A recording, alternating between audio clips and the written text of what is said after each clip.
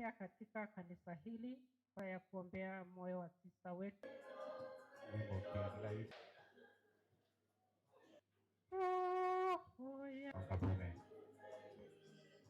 It is our prayer that the reality will come to be known.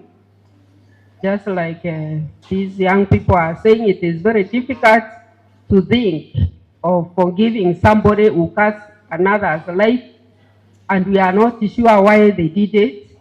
She raised bankers, she has raised lawyers, she raised doctors, she has raised nurses, she has raised politicians, and very big people. Her children are all over the world, not just in Kenya.